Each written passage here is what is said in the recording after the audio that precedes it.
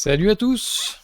Nous sommes donc réunis ce soir pour une véritable prise d'otage, puisque je vais vous parler de ce nouveau gouvernement de dégénérés, et donc je pense qu'on va faire une vidéo de 2 heures ou quelque chose comme ça.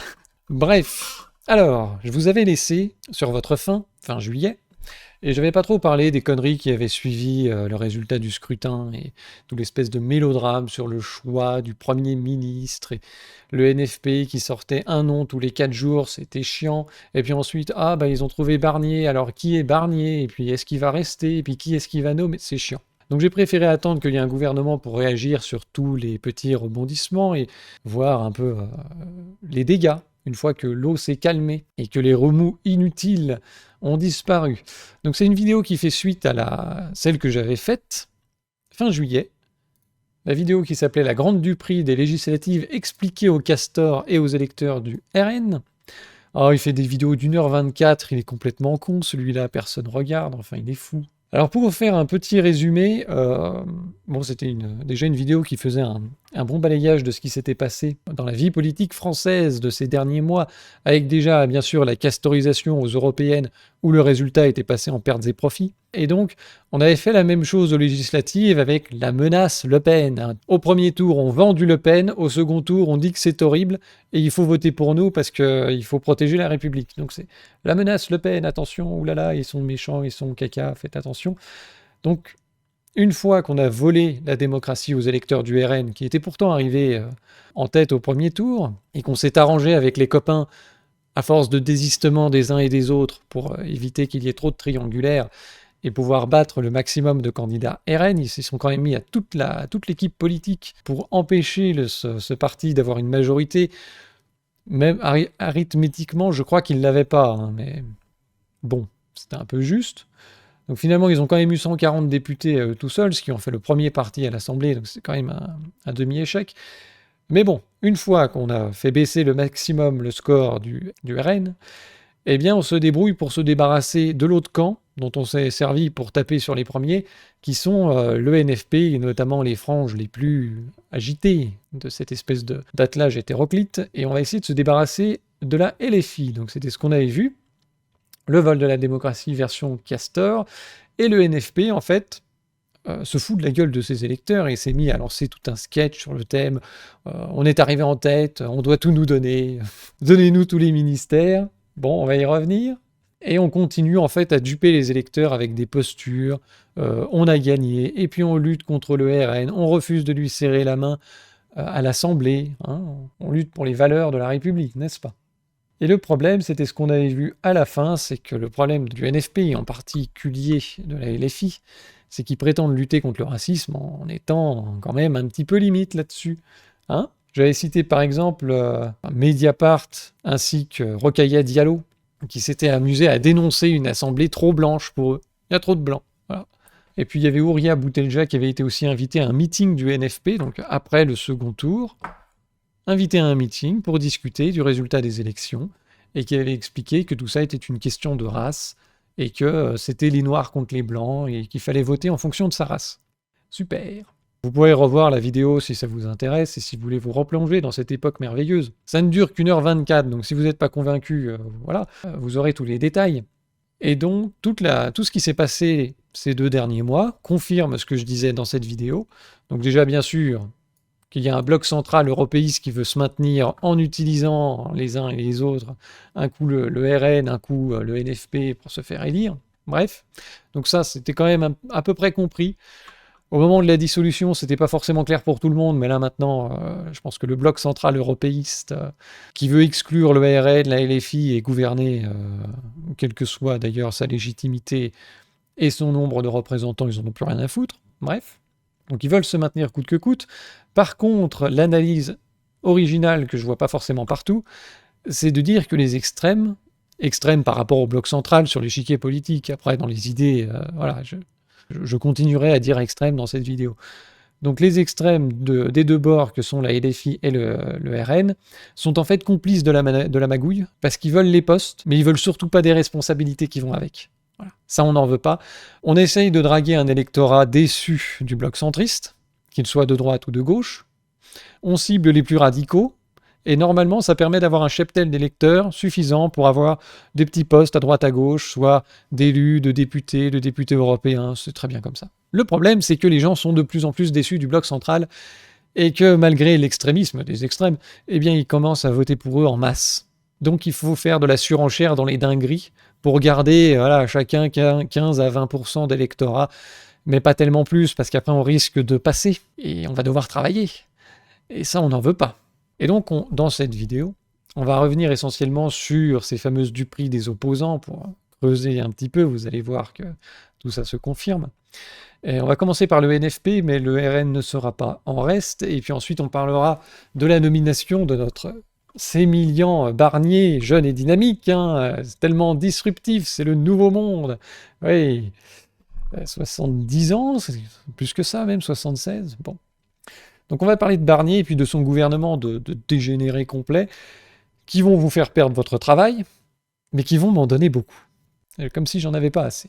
Bon. Alors, dans la droite ligne de la suite de cette vidéo, on avait vu que le NFP, qui prétend faire la morale sur l'antiracisme, etc., passe son temps en fait à avoir une lecture de la société complètement racialiste et de plus en plus raciste, c'est-à-dire en hiérarchisant en plus les races.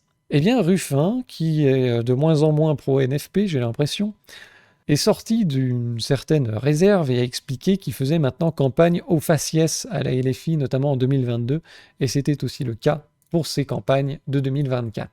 Dernière élection, l'élection législative. Et j'ai repris vos mots, en réalité, puisque vous dites « Nous avons mené une campagne au faciès ». Dans les immeubles d'Amiens Nord, quand je tombais sur un noir ou un arabe, je sortais la tête de Mélenchon en bien gros sur les tracts. C'était le succès presque assuré. Son nom servait de passe-partout, l'étendard d'une dignité retrouvée. Mais dès qu'on tombait sur un blanc, pas seulement dans les campagnes, même dans les quartiers, ça devenait un verrou. Mais alors ça, c'est la campagne d'il y a 2 ans. Hein, c'est la campagne de 2022. Mais il vous a été reproché la même chose avec des tracts, parfois avec Jean-Luc Mélenchon, d'autres fois. Je le dis, oui. Et c'est un souci, je l'éprouvais comme une honte quand j'en venais à faire ça. Et malheureusement, je me confiais à mes camarades qui me disaient « mais on fait la même chose ». Et nous retrouvons à l'Assemblée nationale, le récit est venu de tous les députés de 2 campagnes différentes, d'une campagne menée dans les quartiers qui était bien différente de la campagne menée dans les pavillons. Et d'ailleurs, Jean-Luc Mélenchon, en quelque sorte, l'assume, puisque ce samedi, dans le cortège des manifestations, s'adressant... On va justement regarder, je crois que je l'ai après. Politique de LFI que Jean-Luc Mélenchon va décrypter aux militants. Il faut mobiliser la jeunesse et les quartiers populaires. Tout le reste, laissez tomber, on perd notre temps. Là se trouve la masse des gens qui ont intérêt à une politique de gauche. Pour aller chercher ces gens-là, nos bases populaires, là il faut y aller nous. Personne d'autre ira et ça ne peut pas parler les autres. Les jeunes, et puis en gros les noirs et les arabes des quartiers des banlieues, quoi. C'est même pas les blancs de banlieue, c'est vraiment un ciblage ethnique. Et il dit c'est les seuls qui sont intéressés par une politique de gauche. Alors je pense qu'il y a aussi, ça va être ça en fait, l'antiracisme, les LGBT, c'est tout. J'en avais déjà parlé dans la vidéo sur Glucksmann, cette façon que la gauche a eu d'abandonner le progrès technique et matériel qui devait ensuite amener des progrès comme la retraite, comme la santé, comme tous ces trucs-là. Et ils se sont tournés vers des trucs sociétaux à la con, notamment aux États-Unis, puis maintenant on a la gauche française qui fait exactement pareil. Et ils font de l'égalitarisme de merde, de l'antiracisme de bas étage, en restant dans une logique et un logiciel complètement racialiste. Et donc au lieu de faire face à la mondialisation, à l'Union européenne, à l'euro, ce qui est compliqué, puis surtout ce qui empêche de passer dans les médias, on va plutôt aller voir Mokhtar et lui dire si t'as la moindre difficulté dans la vie, c'est parce que tu vis dans une société raciste. Et si t'en vois pas du racisme, c'est parce qu'il y a du racisme systémique. Voilà, tu l'as pas vu, t'as pas compris, on va t'expliquer. Et donc on va inventer des trucs. Donc voilà, Ruffin qui il y a quelques années expliquait combattre les contrôles aux faciès que subissent les habitants des quartiers populaires. C'est con parce que la LFI c'est exactement ce qu'ils font pour cibler leurs électorats. Coup dur. Et alors, comme la société n'est pas assez raciste pour vraiment faire toute une campagne autour des blancs contre les noirs, contre les hispaniques et les machins, et faire vraiment avoir une approche racialiste de la société, en France c'est un peu compliqué. Il peut y avoir des problèmes, il ne s'agit pas de nier, mais tu peux pas avoir une lecture racialiste des enjeux individuels des gens, c'est complètement con en France. Donc on l'invente. Et donc Antoine, il a trouvé l'astuce Julien Audoul arbore ici une veste HH, un classique des militants de l'ultra-droite, pour faire référence à Heil Hitler. Cet homme est l'un des porte-parole du RN. Il y a 2 lettres sur une veste, c'est d'ailleurs c'est une vieille marque des années 1800 et qui a été en plus récupérée par des chanteurs de hip-hop aux États-Unis, donc c'est des trucs portés par des Noirs aux États-Unis, quoi. Et puis, bon, il a mis un lien vers l'usage détourné des marques par l'extrême droite. Je vous renverrai vers l'article, c'est pas très intéressant. C'est d'ailleurs très nuancé, parce que tu te rends compte que certains vêtements portés par des gens radicaux de droite sont aussi portés par des gens radicaux de gauche. Et des symboles de l'extrême droite deviennent tout d'un coup des symboles de l'extrême gauche. Oh, c'est bizarre. Eli Hansen, en fait, c'est ça la marque, populaire dans les années 90, notamment par le Wu-Tang Club ou des trucs comme ça. Alors, ils se foutaient de leur gueule parce qu'il y a Émeric Caron qui portait du Hugo Boss, et Hugo Boss, ils sont quand même connus pour avoir fait des uniformes bien taillés, qui n'étaient pas fabriqués au Bangladesh, rapport au sujet précédent. Et puis, je crois qu'il faisait aussi référence à Arnaud.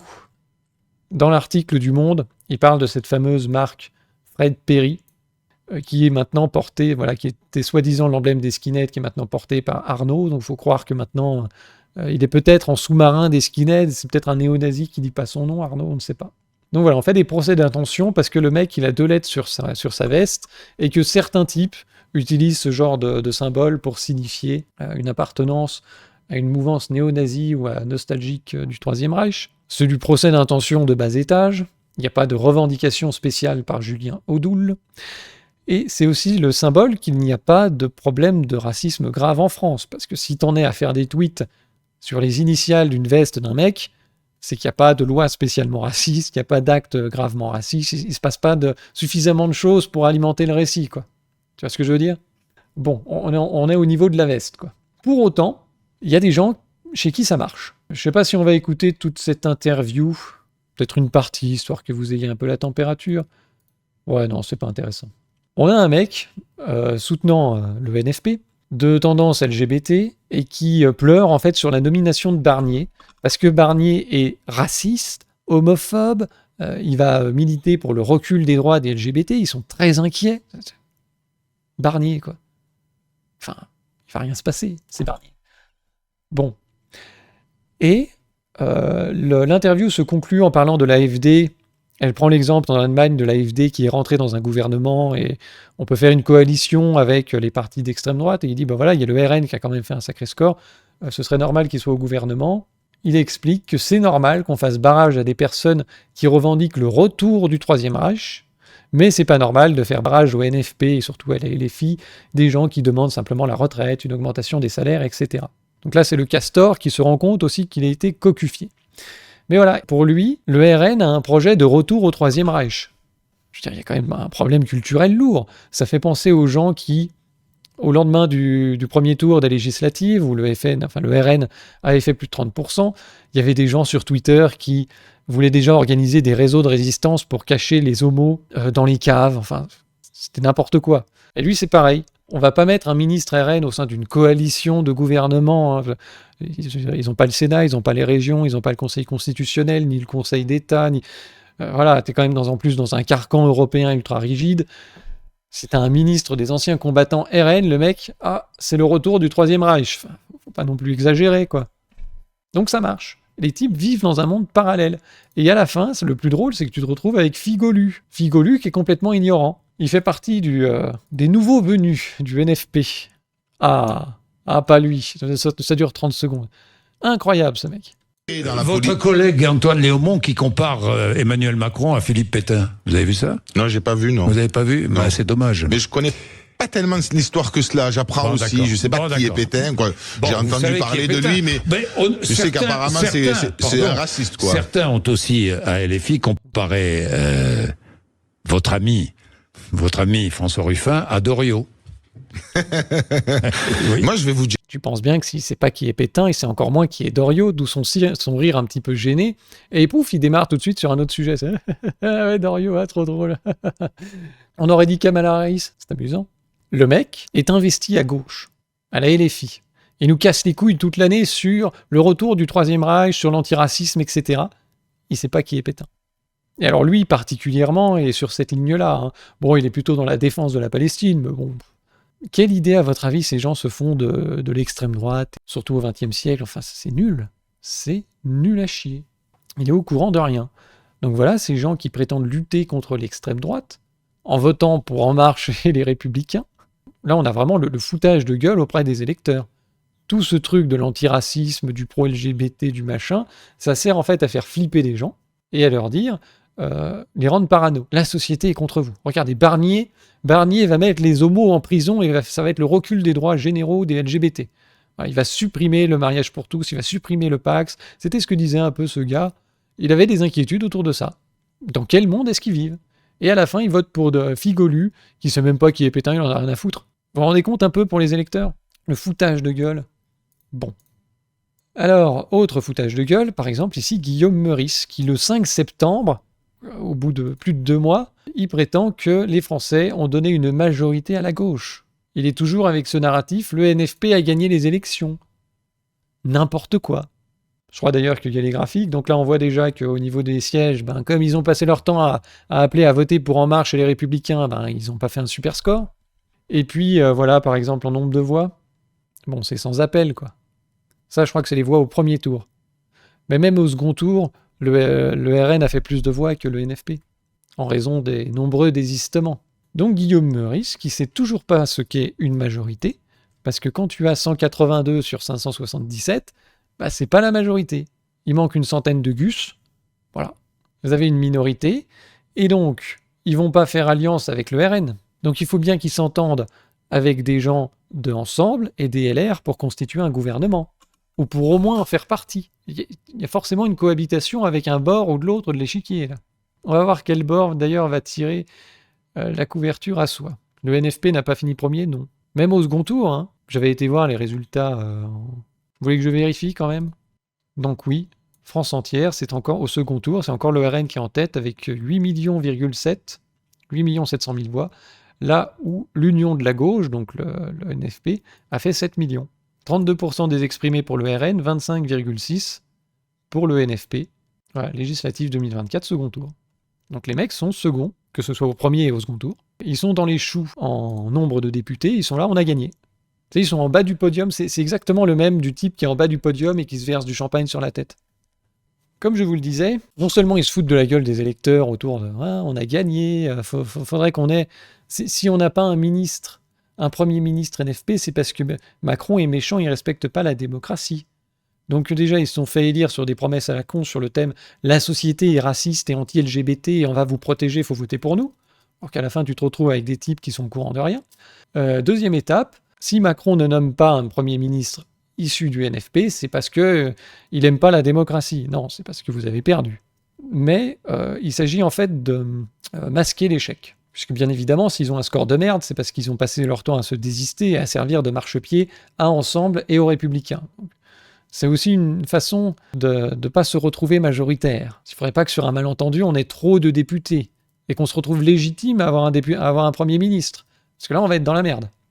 Je pense que c'est un auto-sabotage volontaire. Le RN a fait pareil. Il a fait pareil, bon, on en reparlera un peu plus loin. Mais voilà, auto-sabotage, on suscite nos candidats éligibles. Fou. Oh mince, on n'a pas assez de députés. Bon. Deuxième étape, vous avez la méthode Sandrine Rousseau. Elle va nous expliquer comment, en fait, on peut prétendre vouloir une mesure et refuser de l'appliquer quand c'est le moment. Les propos du communiste Léon Desfontaines. Oui, je les ai découvertes là à l'instant. Moi, je ne voterai en rien, jamais, la proposition de loi sur l'abrogation de la réforme des retraites dès lors qu'elle est déposée par le Rassemblement national. Donc plutôt le cordon sanitaire que les promesses aux électeurs. Non seulement on va gagner sur la réforme des retraites parce qu'il y a le PLFSS avant, donc il y a le budget de la sécurité sociale, il y a la possibilité de déposer des textes transpartisans et puis nous avons nos niches, donc c'est une question de quelques semaines, mais nous gagnerons avec les honneurs et sans nous compromettre sur nos valeurs et vraiment là-dessus, moi je ne transigerai pas. Donc, vous vous rendez compte, ces gens nous cassent les couilles avec l'abrogation de la réforme des retraites. C'était l'un des points cardinaux de la nouvelle secte du NFP, là, l'attelage bizarre. Mais si cette abrogation est proposée par le RN, on la vote pas. Non, on va gagner avec les honneurs. Et donc, il y avait ici Régis de Castelnau qui rappelait qu'effectivement, ils ont voté Macron en 2017, en 2022, en 2024. Est-ce que ça, c'est honorable ? Et en 2024, ils ont en plus servi de marchepied dans le cadre du NFP. Bon là, c'est une députée écolo, mais la LFI, il y avait quand même beaucoup d'électeurs LFI qui ont servi de marchepied pour faire élire des mecs de LLV et du PS dès le premier tour. Et au second tour, votre candidat, il dégage, et maintenant, vous allez voter En Marche et les Républicains, qui maintenant se sont torchés avec leur gueule dès qu'ils ont été élus, hein. Avec Darmanin qui a fait pareil. Il a dit « Je voterai jamais avec le NFP, jamais rien ». Il a été élu avec les voix du NFP. Bon, aucun respect pour les électeurs, mais c'est pas grave. Et donc ces gens ont servi de marchepied aux deux partis qui ont fait passer la réforme des retraites. Ils ont sauvé la mise en plus à En Marche et au LR en 2024, parce que là, ils étaient partis pour être vaporisés quand même. Et ils sont là à dire « Oui, mais non, on va pas voter avec le RN, on va pour des questions d'honneur, quoi. » Les gens peuvent crever, vous pouvez crever, vous votez pour eux, ils prétendent vous défendre, et quand c'est le moment de voter, ah oui, mais là, s'il n'y a pas le bon nom sur le papier, ça a l'air sale, on va faire autre chose. Par contre, elle prend l'argent, hein. 7000 balles par mois. On prétend se battre pour vos intérêts, puis quand c'est le moment de voter, on a toujours une bonne excuse pour pas le faire. Mais vous en faites pas, on va gagner avec les honneurs. Et si on peut pas gagner avec les honneurs, soi-disant, est-ce que vous allez quand même voter l'abrogation de la réforme des retraites si c'est le RN qui la pose et qu'il n'y a pas d'autre solution et que vous avez écumé toutes vos possibilités? Ah ben non. Non. Parce que si on abroge la réforme des retraites, on est responsable. Parce que bon, les retraites, il y a quand même un problème de financement. Donc c'est toujours pareil, on ne veut surtout pas prendre de décisions impactantes. On ne veut surtout pas avoir à être responsable de quoi que ce soit. Donc on se démerde pour surtout pas avoir de ministre. Hein, vous allez voir que ça continue. Et on se démerde pour surtout pas pour être à l'initiative de quoi que ce soit. Même en lien avec le RN, machin. Il y a toujours eu une bonne excuse pour rien foutre, en fait. Par contre, on veut l'argent. Donc là, on fout rien, mais on garde les 7000 balles. Et c'est pareil avec Castet. Ah, Lucie Castet, ils nous ont sorti cette fonctionnaire de derrière les fagots. Il paraît que c'est une Elisabeth Borne de gauche. Alors, le militantisme, c'est important. Et comme toute action militante, vous savez, le bénévolat n'est jamais loin, hein, quand il faut coller les affiches, distribuer des tracts, c'est important. Par contre, au-delà d'un certain niveau, c'est 9000 balles par mois. C'est plus bénévole. Je veux bien défendre vos intérêts et être votre candidate pour être Premier ministre, parce que c'était un peu ça, et faire la pitre pendant 2 mois. Et donc elle s'est mise en disponibilité de la fonction publique. Elle a par ailleurs après été virée en malpropre par Hidalgo, parce qu'elle était à la mairie de Paris. Bref. Quoi qu'il en soit, comme elle est fonctionnaire, elle a simplement à se mettre en disponibilité de la fonction. Elle n'est pas payée, mais elle peut revenir quand elle veut. Donc ça, quand tu es dans le privé, tu peux pas tellement faire ça et dire à ton employeur « Je me casse pour aller faire campagne et je reviens dans 2 mois ». Ça marche pas comme ça. Quand tu es fonctionnaire, tu peux. Mais par contre, il faut être payé. Donc, 51 000 € mensuels pour le staff et 9 000 pour elle. Bam. Alors, on va pas faire ça gratos. Tu crois quoi? Même le dernier échelon d'attaché de la catégorie A, c'est pas 9 000. Si, je crois que c'est autour de ça. Hein. C'est autour des 9-10 000. Quand t'es ultra turbo haut fonctionnaire en fin de carrière.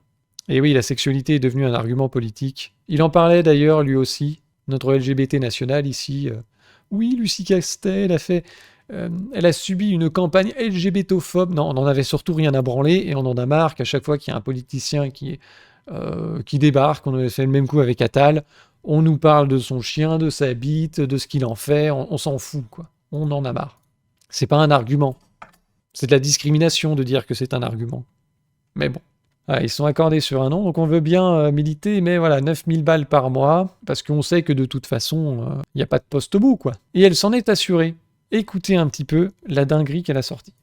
La hausse du SMIC à 1 600 €, mais également le blocage des prix sur les données de première nécessité. Et il prenait l'exemple d'un boulanger, il disait, si vous dites au boulanger qui a 2 salariés qu'il faut qu'il augmente le SMIC à 1 600 €, il va vouloir augmenter le prix du pain. Or, il y a le blocage des prix, donc la seule solution qu'il aura, puisque ses charges n'auront pas baissé, ce sera de mettre la clé sous la porte. Alors vous avez vu que dans le programme du Nouveau Front Populaire, il y avait écrit l'objectif des 1 600 €, mais il y avait aussi écrit qu'il y aurait des mesures à prendre pour protéger les petites entreprises pour qui l'augmentation du SMIC serait une charge effectivement des compensations. Donc voilà, le grand pipeau du SMIC à 1006, soi-disant pour relancer l'économie, et puis ça va profiter à toutes les entreprises qui vont avoir des carnets de commandes pleins. Et s'ils ne peuvent pas payer, si c'est un problème, si ça devient une charge, c'est l'État qui paye. C'est un truc complètement con. Je crois que même au Venezuela, ils seraient choqués d'un truc pareil.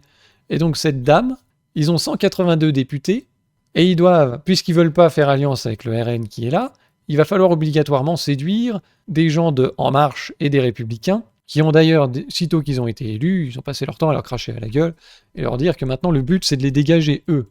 Mais ils vont devoir faire alliance avec ces gens-là. Et déjà, il y a des problèmes de conflits de programme, mais quand tu débarques et que tu dis on va augmenter le SMIC, et si les entreprises n'ont pas envie de payer, c'est l'État qui payera, tu es sûr à 100% qu'il n'y aura pas d'accord de gouvernement avec les mecs en jaune et les mecs en bleu.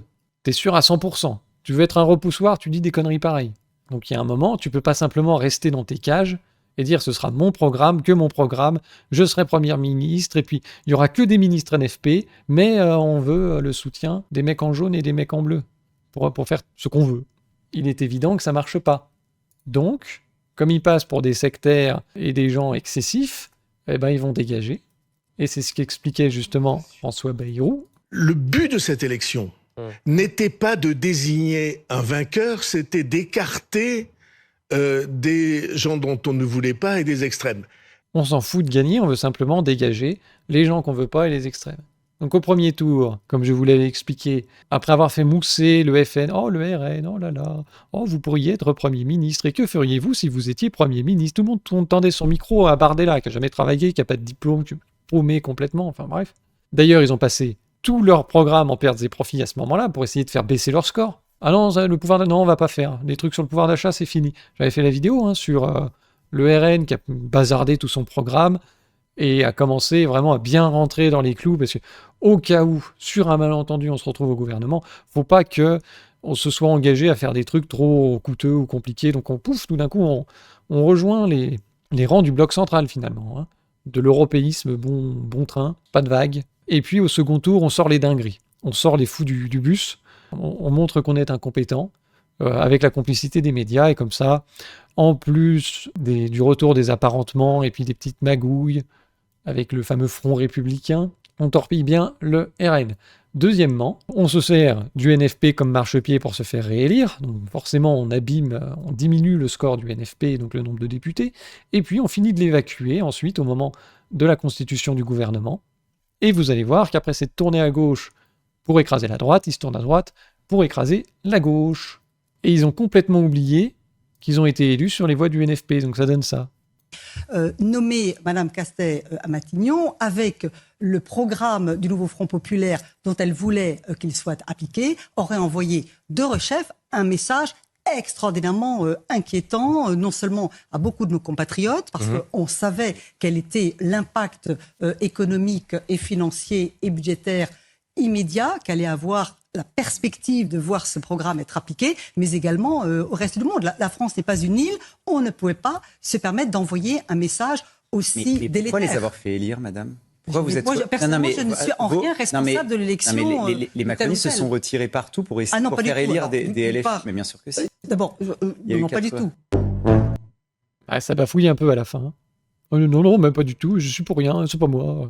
Voilà, au moins 210 désistements, dont 127 candidats du NFP et 81 d'Ensemble.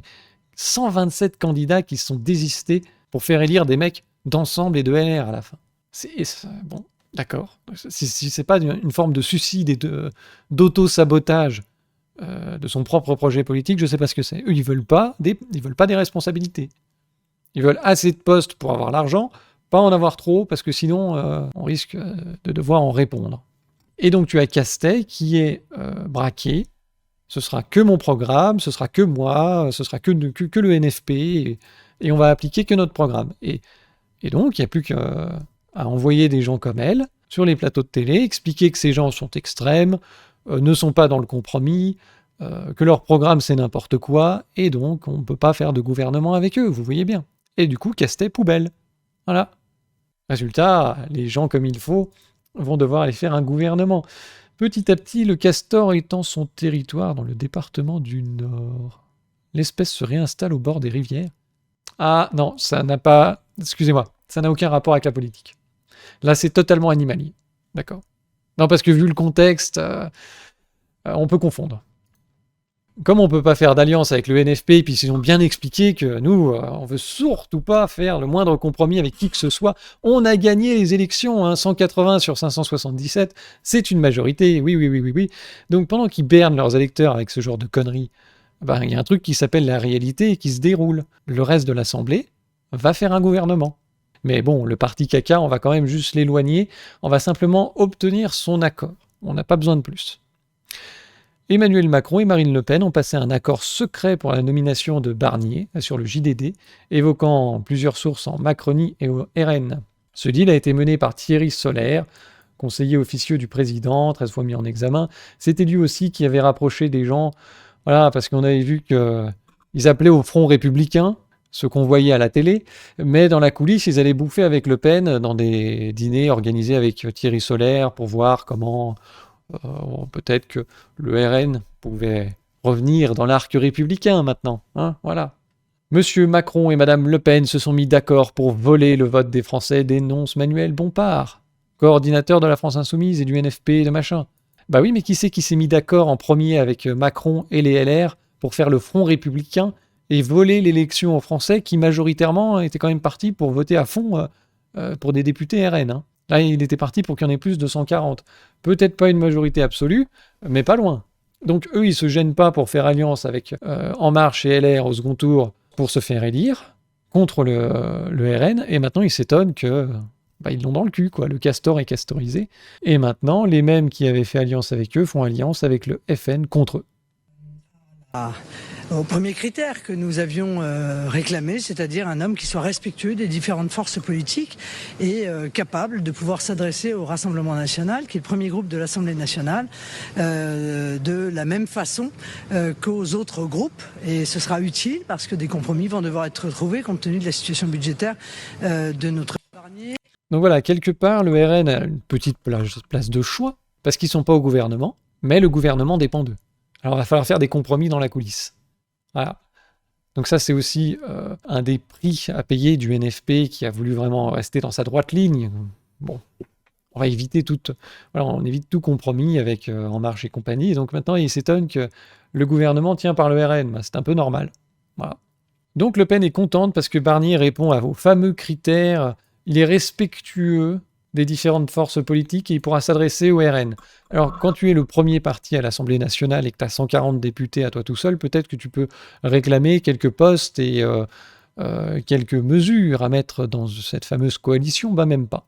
On veut surtout pas de responsabilité sur le devant de la scène. Donc, dans la coulisse, peut-être que le RN aura un certain poids, mais on veut pas être dans la lumière. Parce qu'on va passer pour des cons et des glandus, puisque c'est ce que nous sommes. Il n'y a qu'à voir Bardella avec son histoire d'agenda, là. Donc elle se contente de ça. Il est respectueux, il a dit bonjour. Non, on veut pas de poste. Non, surtout pas. Barnier qui, au soir du premier tour des législatives de 2024, appelait à faire barrage au RN et à la LFI. Ce soir, dans le moment grave où se trouve la France, il est essentiel que dans chaque circonscription, les Républicains fassent barrage à la fois à LFI et au RN. Est-ce que ça c'est respectueux ? Peut-être pas. On va voir que l'un de ses ministres a dit une sacrée connerie d'ailleurs à ce sujet. Mais on se rappelle dans la vidéo que j'avais fait sur la grande du prix des législatives expliquée au Castor que les LR sont ceux qui ont fait le moins le barrage républicain. Et ils ont voté davantage pour le RN que pour la LFI ou pour le NFP. Par contre, l'inverse n'était pas vrai et tous les petits castors LFI étaient bien allés mettre leur bulletin LR dans l'urne. Et maintenant, les LR leur chient à la gueule. C'est drôle.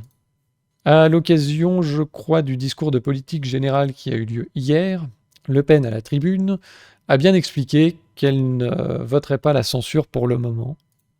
Le Rassemblement national a fait un choix responsable.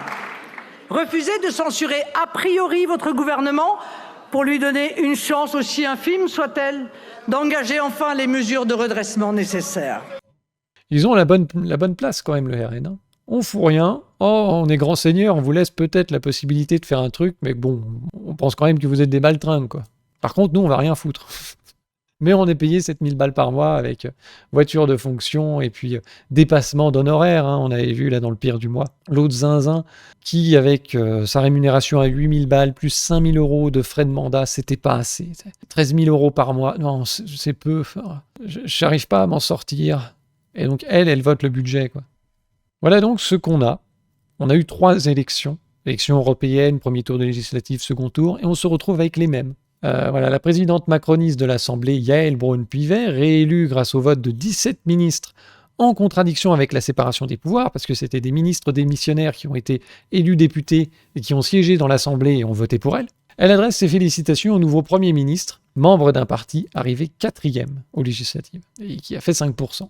Il y a Le Pen qui a fait un recours auprès du Conseil constitutionnel. Elle a fait un recours justement pour annuler l'élection de la présidente de l'Assemblée nationale, Yaël Braun-Pivet, élue avec des gens en contradiction avec la séparation des pouvoirs. Le Conseil constitutionnel explique que c'est pas leur boulot, aucune disposition de la Constitution ou de loi organique prise sur son fondement ne donne de compétences au Conseil constitutionnel pour statuer sur une telle demande. On n'est pas au courant, c'est pas nous. Tout ça, c'est très politique, quoi. Alors le résultat, c'est que il y a eu une manifestation début septembre contre le nouveau gouvernement et pour soutenir un gouvernement NFP. S'il te plaît, Macron, nomme un gouvernement NFP avec une minorité à l'Assemblée sans aucune coalition à l'Assemblée. Ça tiendra pas, mais c'est pas grave, on s'en fout. On a gagné. Et donc on a une Brestoise qui brûle sa carte parce que ça sert à rien de voter.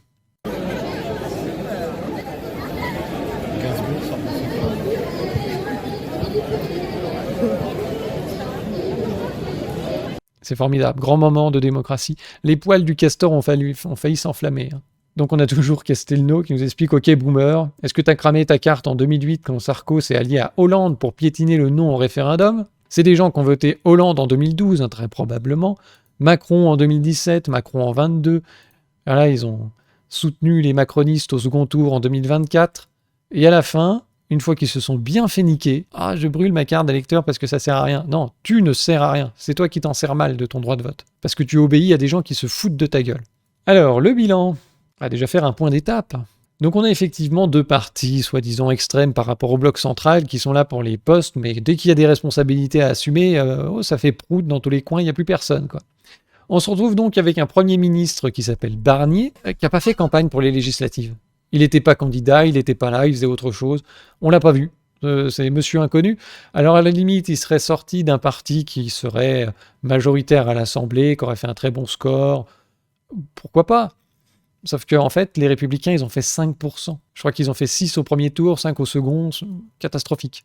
Et ce 5%, en plus, il a été obtenu grâce aux voix du NFP, dans le cadre du fameux Front républicain. Donc, c'est même pas des électeurs à eux, quoi. Et il est évident que sans le sacrifice des castors, cette année encore, eh bien, En Marche et LR auraient été complètement vaporisés. Ils auraient dégagé du paysage politique. Mais franchement, il n'y aurait plus grand monde, hein. Donc les castors ont sauvé ces gens qui maintenant leur chient à la gueule et monopolisent le pouvoir, tout en s'alliant avec le RN. Donc ils ont une majorité relative qui tient par le RN, contre lequel ils se sont fait élire, avec les voix du NFP, et ils ont fait 5%, enfin c'est incroyable. Et après, ces gens viennent nous dire qu'on est en démocratie. Donc non seulement on a la continuation des mêmes partis, qui ont perdu 3 élections de suite, mais on a aussi la continuation de la même politique qui a été sanctionnée en même temps que ces partis. D'accord. Voilà. Donc, résultat, Germaine a brûlé sa carte. Dans un moment de courage et de rébellion intense, on ne l'aura plus. Le castor est fatigué. C'est vrai qu'on l'en remercie, c'est plutôt une bonne chose, elle arrêtera de faire de la merde avec ça. Très bien. Bravo. Bravo, Germaine. Tout ça pose quand même un petit problème de démocratie et même Macron condamne la situation dans laquelle il est, puisqu'il avait expliqué que la réalité, c'est que le président de la République ne devrait pas pouvoir rester s'il avait un vrai désaveu en termes de majorité. Je pense que déjà il avait une majorité relative en 2022, il s'est pris 3 claques dans la gueule aux européennes et aux législatives de 2024, sa majorité est plus que relative, donc ouais, le désaveu quand même est assez marqué. En tout cas, c'est l'idée que je m'en fais, et qui est la seule qui peut accompagner le fait d'assumer les fonctions qui vont avec. Voilà. Donc Macron, selon ses propres termes, devrait démissionner. C'est ce qu'il pense. Ah mais c'était en 2019, il a changé depuis. Les paroles de Macron n'engagent que ceux qui y croient. D'ailleurs, en parlant d'éléments de langage, je ne sais pas si vous avez vu ce truc, Barnier, fraîchement élu, s'est livré à l'exercice habituel. Je vais sur le 20h de TF1 déballer les éléments de langage classiques. Mais alors vraiment classiques. Moi, je viens du gaullisme social. Je suis un gaulliste social. Je me réclame du général de Gaulle. Bonsoir, monsieur le Premier ministre. Bonsoir, monsieur le Premier ministre. Bonsoir, monsieur le Premier ministre. Bonsoir, monsieur le Premier ministre. Votre première interview en tant que Première ministre. Cette majorité, elle dépasse la gauche et la droite. Vous avez dans le gouvernement, effectivement, des personnes qui ont une sensibilité de droite. Vous avez des personnalités qui ont une sensibilité de gauche. Des personnalités qui viennent de la gauche, du centre, de la droite. Ce ne sera pas seulement un gouvernement de droite. Quel est le critère ? Oui, des gens de gauche. Qui partagent cet esprit de refus du sectarisme. Le sectarisme est une preuve de faiblesse. Donc il faut ouvrir la table à tous ceux qui le voudront. Ma méthode, c'est de dire la vérité. Il faut dire la vérité. Être lucide sur le constat. Il faut être lucide. Y compris quand c'est difficile. Je dirai la vérité, même si elle est difficile. Je le dis avec beaucoup d'humilité. Avec beaucoup d'humilité. Beaucoup d'humilité. Le gouvernement sera rassembleur de compétences. Réunir autour de la même table des hommes et des femmes qui ont des compétences. Choisies parce qu'elles sont compétentes. À la recherche de solutions. Chercher des solutions. Je veux qu'on trouve les bonnes solutions. Proposer des solutions. Trouver des solutions aux problèmes qui préoccupent les Français. Tout ne peut pas se décider depuis Paris. Les bonnes idées, elles ne viennent pas toujours d'en haut. Depuis Paris. On les trouve sur le terrain. Je crois au territoire. Sur le terrain. Les territoires. Prendre en compte les partenaires sociaux. Les partenaires sociaux dans les territoires. Les syndicats. En associant les organisations syndicales. Et puis les élus locaux. Les élus locaux. Les élus locaux. Les élus locaux qui ont une grande partie des solutions. Avant de donner les solutions. Bon, je crois que vous avez compris. On se croirait au truc de Franck Lepage là, avec ses petits bouts de papier qui fait des discours. Oh, si je vous le passe, c'est tellement drôle. Donc il a ces petits papiers avec des mots-clés marqués dessus et il va faire des phrases avec, comme s'il était dans un contexte de colloque avec le préfet, le maire, enfin tout l'apparatchik bureaucratique, quoi. Mesdames, Messieurs, Monsieur le Président, Monsieur le représentant du Conseil général, Monsieur le maire, je voudrais revenir dans le temps qui m'est imparti sur une notion qui, moi, me paraît essentielle. Et cette notion, c'est évidemment la question des habitants, que je voudrais mettre avec cet autre concept qui est celui des acteurs. Si nous voulons considérer les habitants comme des acteurs, c'est-à-dire réaliser avec eux un authentique diagnostic partagé qui prenne véritablement en compte la dimension interculturelle, alors, à l'heure de la décentralisation, ce que nous appelons encore citoyenneté doit nécessairement s'inscrire dans une proximité, parce que la question démocratique est tout entière contenue aujourd'hui dans celle de la préservation du lien social. Et à l'heure de la mondialisation, c'est désormais l'espace du local qui est l'espace du partenariat que nous devons tisser de solidarité, faute de quoi ? Faute de quoi, lorsque nous demandons aux gens de faire des projets, eh bien, il n'y aurait, à l'issue de ces projets, n'entraînerait, si vous voulez, aucune espèce de développement.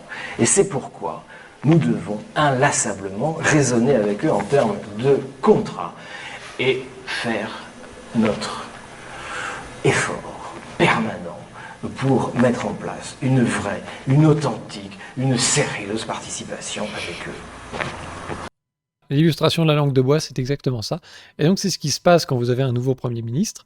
Il vient avec ses petits éléments de langage, voilà, c'est calibré, et puis il débite leurs âneries.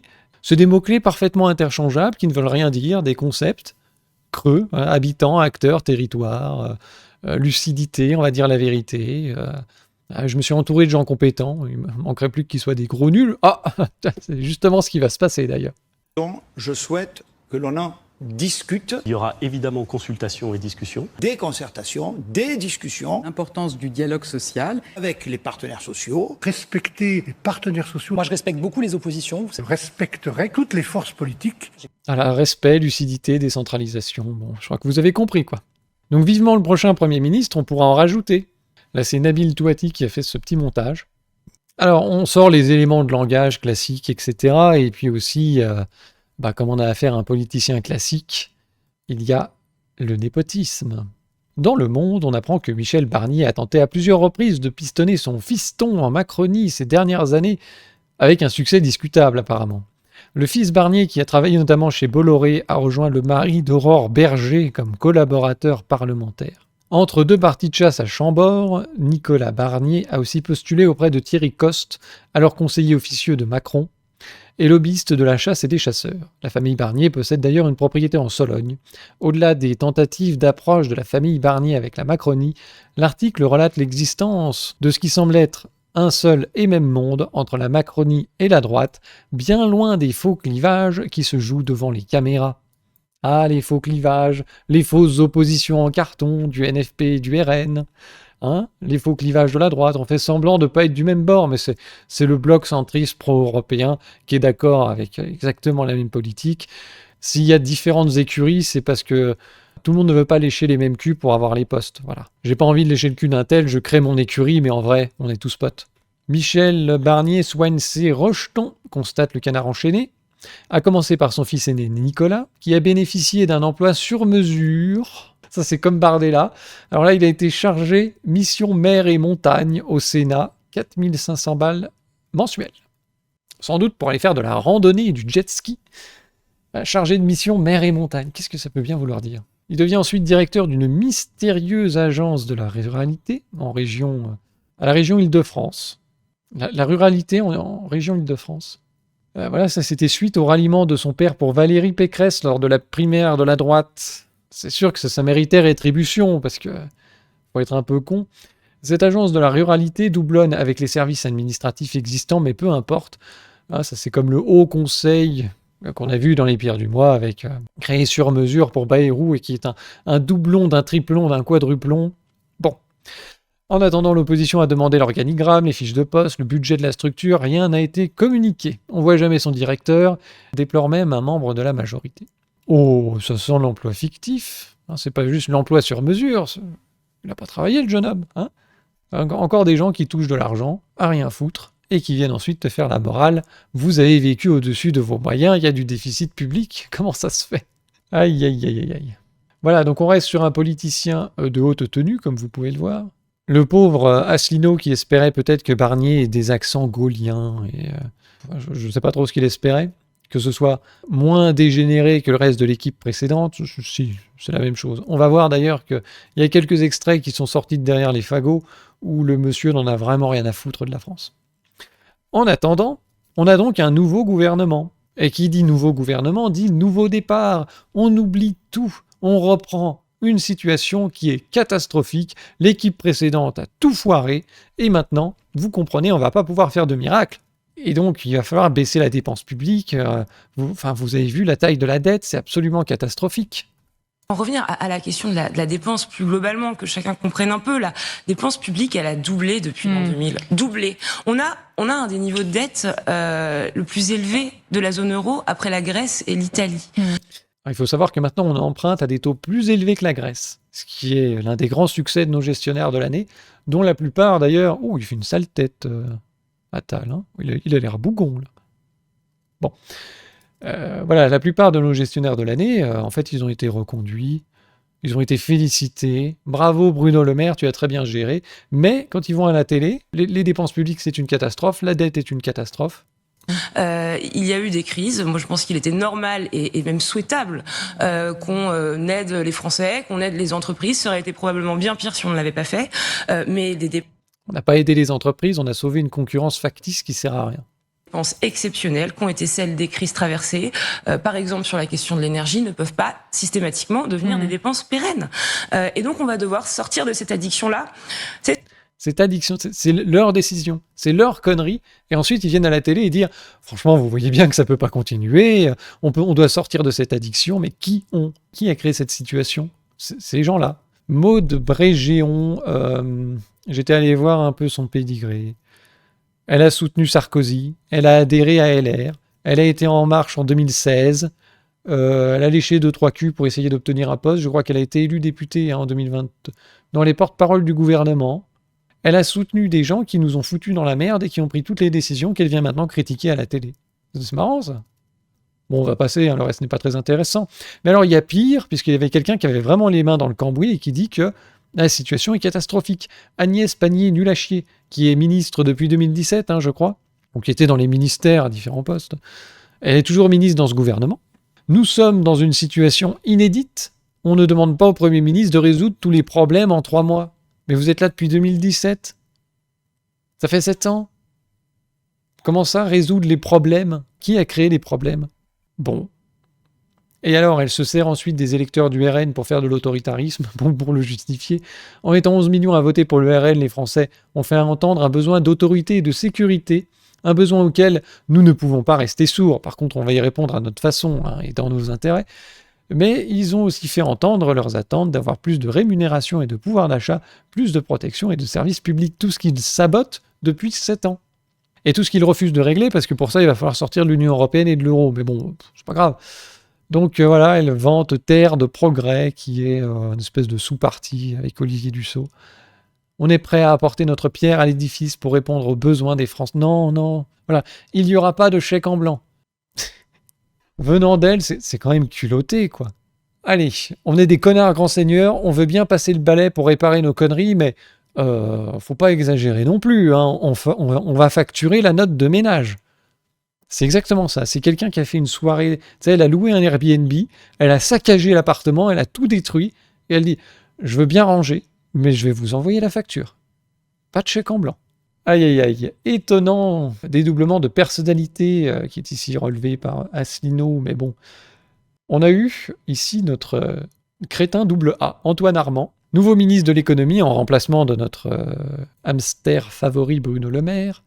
Je mesure la chance d'hériter d'un tel bilan économique, se réjouit Armand. Et apparemment, il était sérieux. Il est possible, franchement, vous allez voir, c'est un crétin, il est possible que lui, il soit sérieux. Qu'à ce moment-là, il se dise, putain, je suis ministre de l'économie après Bruno Le Maire, mais quelle chance! 7 ans qui gère la France aux petits oignons. Bon, ça c'était le 23. Le 24, la France a un des pires déficits de son histoire, prévient le nouveau ministre de l'économie. Donc le bilan est génial, c'est de la merde. Le lendemain, c'est de la merde. Complètement zinzin, le mec. Alors, il est tellement zinzin qu'il a oublié que son gouvernement tenait par le RN. Alors, on va l'écouter parce que là aussi, en termes d'éléments de langage, j'ai un problème en plus. Il est vraiment plus à la page. Ma porte, elle restera toujours ouverte. Avec le Parti socialiste, avec les écologistes, avec les communistes, avec les insoumis. Mais si un député a été élu... Alors, il y en a avec qui ça va tout seul. Les européistes rose saumon, vert Europe, tu vois, vert bleu avec des étoiles d'or, ça va. Les insoumis, il n'arrive pas à le dire. Donc là, il va essayer de justifier, de faire une circonvolution. Ça va être important parce que vous allez voir que ça ne vaut pas pour tout le monde. Été élu par les électeurs. Et si on ne respecte pas la fonction, on n'a pas compris ce que c'est que la démocratie. Donc je crois qu'il ne faut pas commencer par dire avec qui on va jamais travailler pour peu qu'il soit dans l'arc républicain. Il faut commencer par se poser les questions de l'agriculture, de l'industrie, de l'hôpital. Pour peu qu'il soit dans l'arc républicain, pardonnez-moi, ça veut dire quoi? Ça veut dire que le Rassemblement national, contre lequel nous avons été élus, face auquel nous avons fait un front républicain, n'y appartient pas. Il faut être très clair dessus, même si on respecte... Pour vous, le Rassemblement national n'appartient pas à l'arc républicain, les insoumis. Mais même si certains insoumis ont malheureusement dépassé les bornes de la République. Ah, voilà. Donc les insoumis, finalement, alors il n'arrivait pas à dire oui, il a essayé de justifier que bon, ils ont été élus, alors on est bien obligé de faire avec.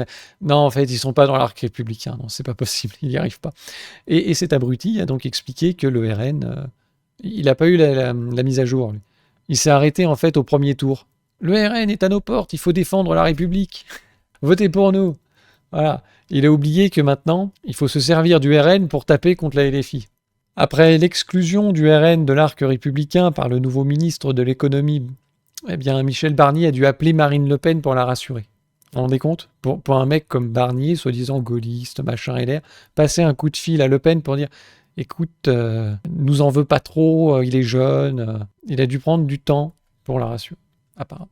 Et alors, il s'est fait recadrer. Encore une comme ça était dehors, aurait lâché Michel Barnier à son ministre de l'économie, crétin double A, après que ce dernier a déclaré que le RN n'appartenait pas à l'arc républicain. Ton gouvernement tient par la volonté du RN de ne pas voter la motion de censure. Et il dit non, c'est quand même des connards, quoi. Putain, c'est un champion du monde. Il est vraiment possible qu'il ait pensé que le bilan de Bruno Le Maire était excellent. Faut douter de rien avec ces gens-là. Alors, il y a d'autres champions qui ont été nommés ministres dans ce gouvernement de dégénérés, à commencer par Jeanne Tay, la ministre de l'Éducation nationale. Et il se trouve que cette dame a une fois de plus ses gosses dans le privé. C'est le 6e, je crois, ministre de l'Éducation nationale consécutif qui a ses gosses dans le privé. Et Amélie Oudéa-Castaldo avait eu des problèmes, hein, parce que justement, elle avait ses gosses à Stanislas, et quand on lui a posé la question, elle s'est emmêlée dans ses éléments de langage. Elle s'est vraiment sabotée toute seule. Une catastrophe. Moi, je l'aimais bien quand même, parce qu'elle sortait des dingueries à chaque fois, avec son air ahuri, sous coke, je sais pas, sorti d'un événement New Age à la con, enfin, merveilleux. Bon, elle va beaucoup nous manquer. Donc, on a Anne-Jeannette, qui elle aussi a ses gosses dans le privé, et va donc expliquer comment il faut faire pour les gosses des pauvres dans le public. Et ça ne s'arrête pas là, parce qu'en fait, elle est députée de la circonscription des Français de l'étranger, elle a vécu à Singapour, et vous allez voir dans quoi elle travaillait.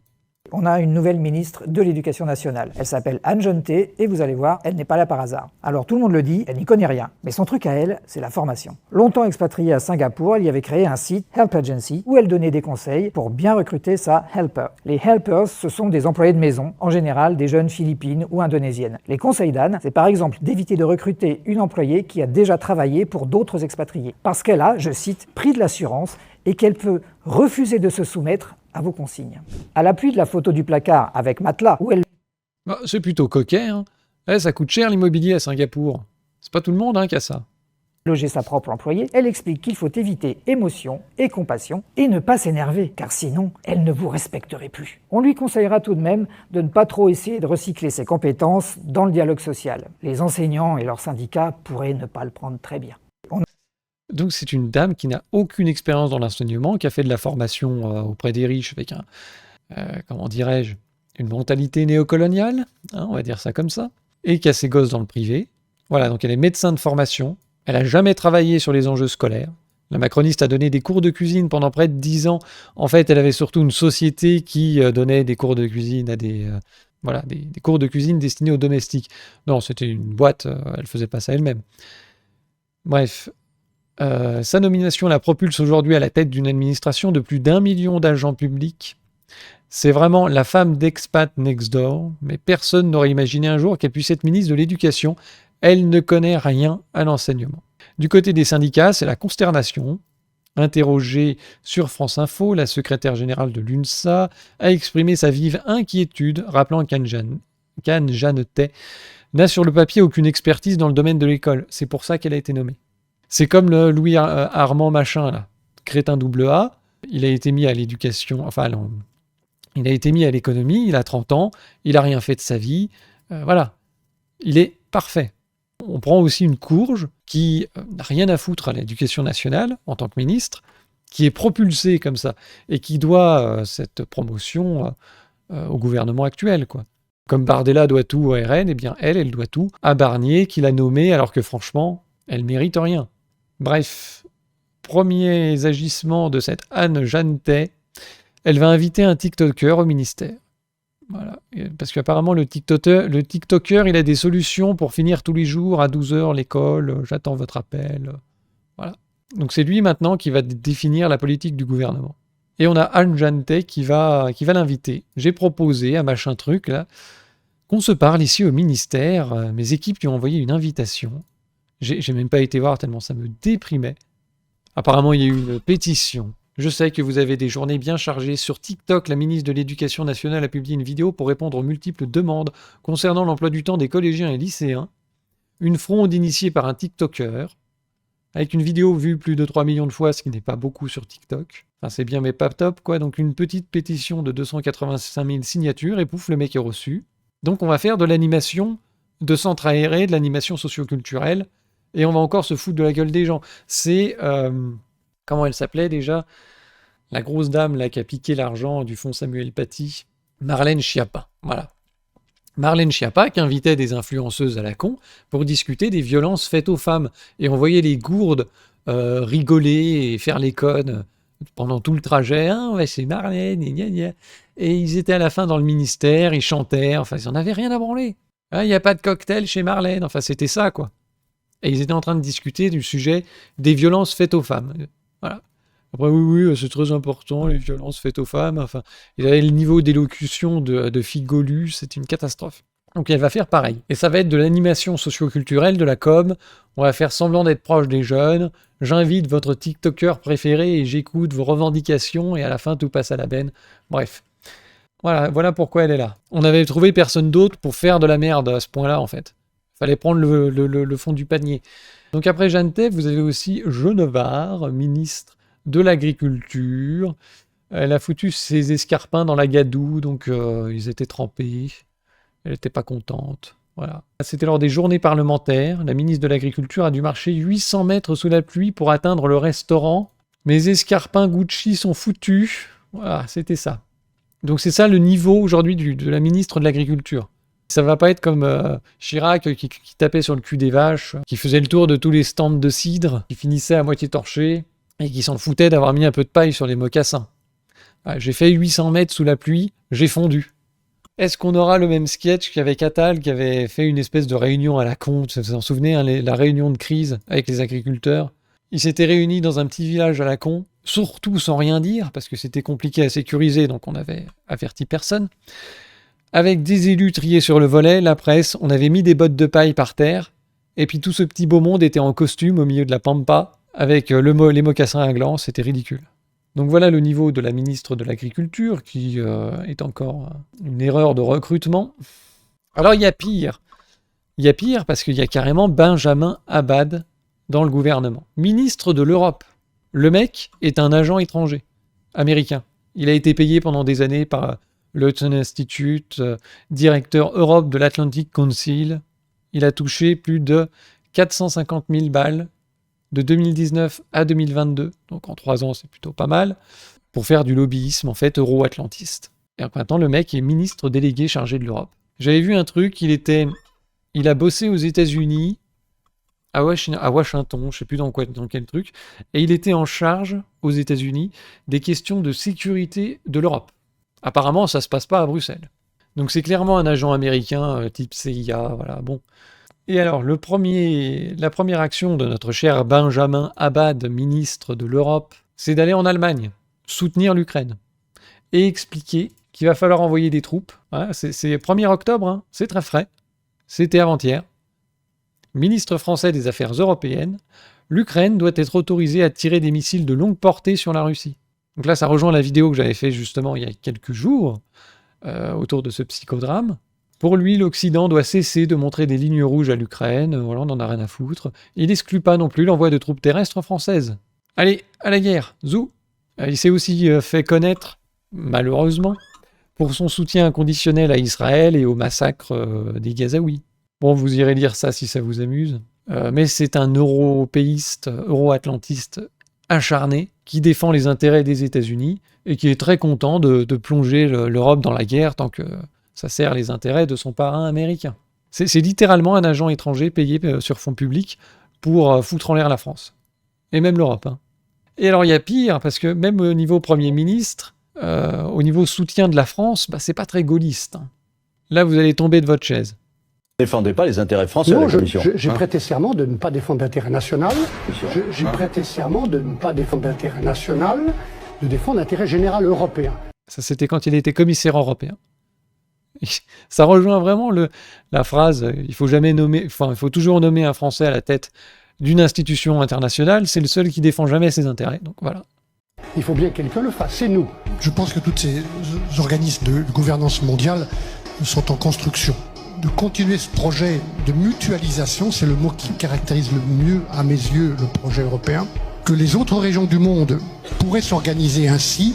Les Français ont une tradition. Pas beaucoup pour l'instant. La France accueille très peu de Syriens. Oui, mais probablement nous devrons en accueillir plus et davantage aussi en partageant le fardeau autrement. Moi, je pense aussi que dans le cadre de la politique d'immigration européenne, il faut se préparer à accueillir un plus grand nombre de réfugiés, notamment de ces réfugiés politiques. Défendez pas les intérêts français à la Commission. J'ai prêté serment de ne pas défendre l'intérêt national. C'est assez clair quand même. Hein ? Donc on a un énorme gouvernement de traîtres et de dégénérés. On a le dégénéré en chef ici, hein, complètement européiste, il a toujours été, qui a sélectionné soit des traîtres comme Abad, soit des abrutis comme Crétin AA et puis la ministre de l'Éducation, de l'Agriculture. Enfin, on voit déjà que c'est des erreurs de recrutement, c'est des gens qui n'y connaissent rien, qui n'aiment pas le sujet qu'ils traitent, ils sont là pour appliquer la politique qu'on va leur demander. Bref, justement, ça ce sera pour la conclusion, mais en attendant, il a fait son petit discours de politique générale le 1er octobre, donc Michel Barnier a évoqué tout un tas de sujets pendant 1h30. Il faut faire passer le déficit à à 5% en 2025. Ça, c'est ambitieux. SMIC revalorisé à 2%, des mesures sur le logement, extension des prêts à taux zéro pour les primo-accédants sur tout le territoire, tout un tas de mesurettes à la con. On va stopper la violence des mineurs, plan d'action conduit par les préfets. En fait, il n'a pas dit grand-chose et rien de très concret. Service public, école, santé, qu'est-ce qu'il y avait de ce côté? On va faire passer le nombre d'internes dans les hôpitaux pour passer de 8005 cette année à 11 000 en 2025. Mais s'il y a un creux dans les internes cette année, c'est parce que, j'en avais parlé dans la vidéo d'ailleurs, hein. Vous irez voir les dernières vidéos que j'avais fait sur ce sujet. Sur comment ils sont en train de saboter l'hôpital public et puis aussi l'approvisionnement en médicaments. Bon, vous irez voir. Mais enfin, ça remonterait de toute façon à 11 000 en 2025, donc c'est pas une mesure. Voilà, on va être fraternel, on va reprendre le dialogue avec le Parlement, enfin... Nous allons mieux cibler l'accompagnement des particuliers et des entreprises pour la rénovation thermique des bâtiments. C'est ambitieux, hein?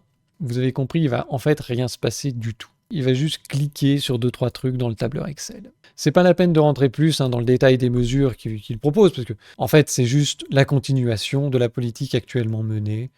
Il n'y aura aucune surprise. Ça va sans doute d'ailleurs être décidé à Bruxelles bientôt. Bref.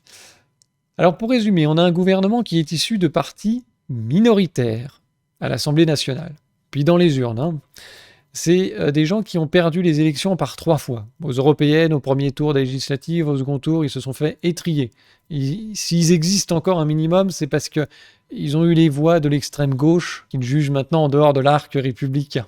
Bon.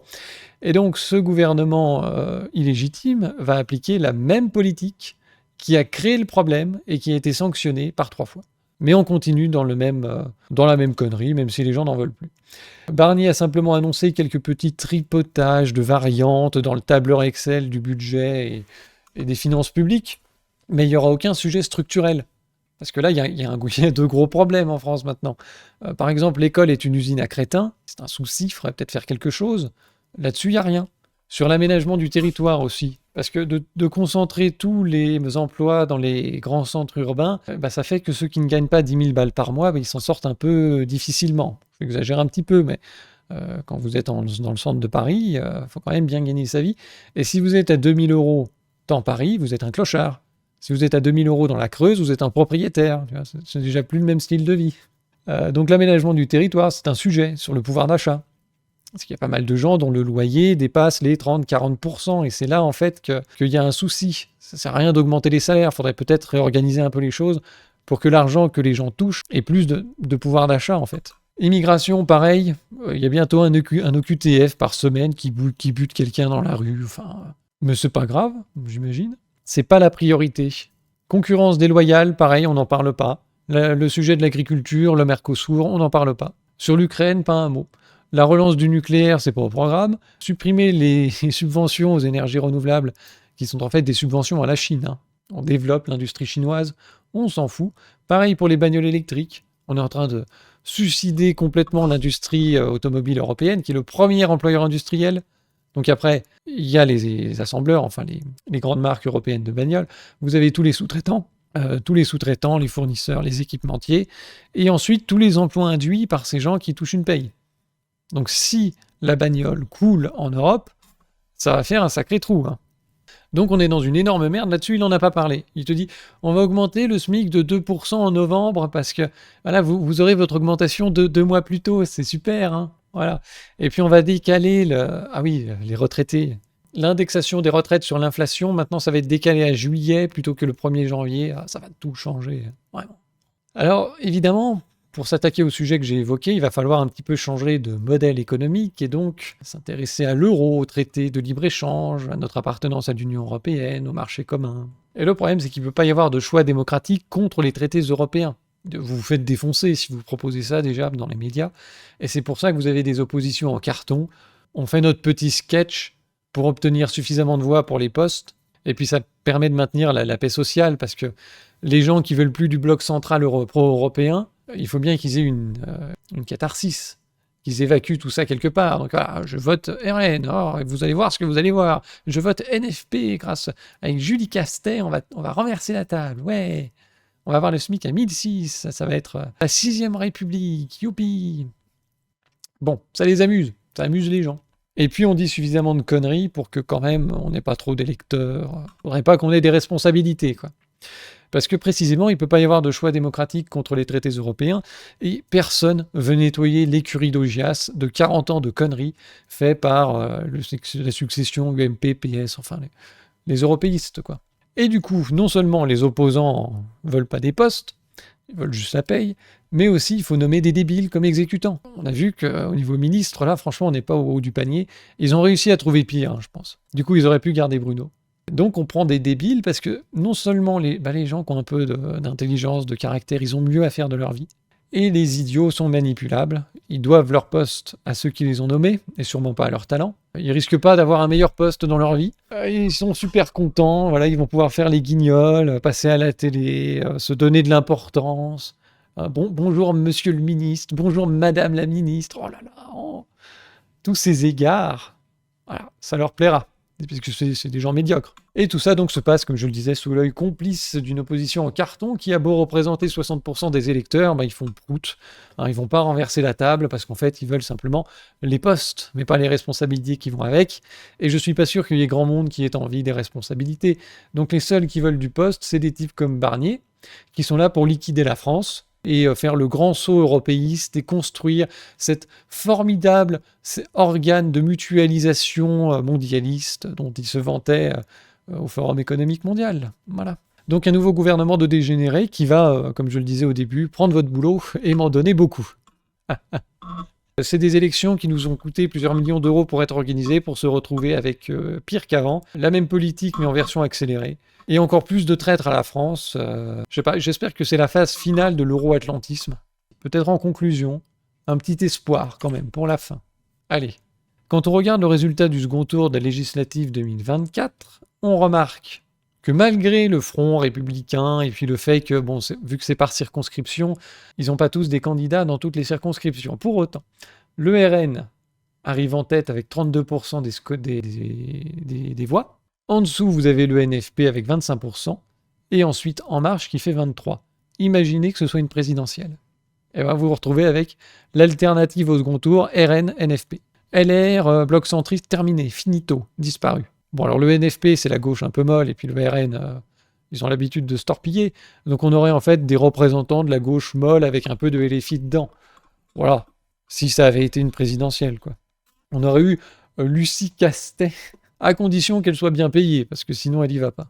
Donc quelque part, c'est peut-être le baroud d'honneur de ce bloc centriste, central, dont l'électorat est en train de décéder, et qui vont bientôt sacrifier. Ils vont les sacrifier, parce que le gros poste d'économie, maintenant, ça va être les retraites. Ils ont fait ce qu'ils ont pu pour augmenter la durée de cotisation, repousser l'âge de départ et tout ça. Et donc, maintenant, il va falloir réduire les retraites, et ce qui va se passer, ça va être une désindexation, déjà pour commencer. Alors, est-ce que ces gens vont continuer à voter pour le bloc centriste, vu que, soi-disant, ils devaient les protéger? Tu sais, c'est la continuation dans ce qui est connu, c'est rassurant, on vote pour eux. Surtout, pas de changement, surtout. Là, ils commencent à parler de l'emploi des seniors et de désindexer les retraites. Ils vont moins faire les malins, les boomers. Je vous remercie d'avoir suivi ce fantastique direct. Je vous invite, comme d'habitude, à vous abonner à la chaîne, à vous abonner sur Twitch, à déverser votre compte épargne sur Tipeee. Et puis, vous pouvez faire un tour sur zoneartisanale.com où il y a régulièrement des nouveautés. Là, on va référencer des terrines de poissons, il y aura de la moutarde, il y aura des jeux aussi pour Noël, des jeux en bois qui sont fabriqués dans le Jura. Il y a aussi 2-3 trucs made in China, comme ça, il y en a pour tous les prix. Mais bon, voilà, c'est surtout des jeux du Jura. Ce sera mis en ligne prochainement, normalement au moment où je sors cette vidéo. Bonne soirée et à bientôt pour toujours plus de singerie. Et ça, on va pas en manquer vu le gouvernement.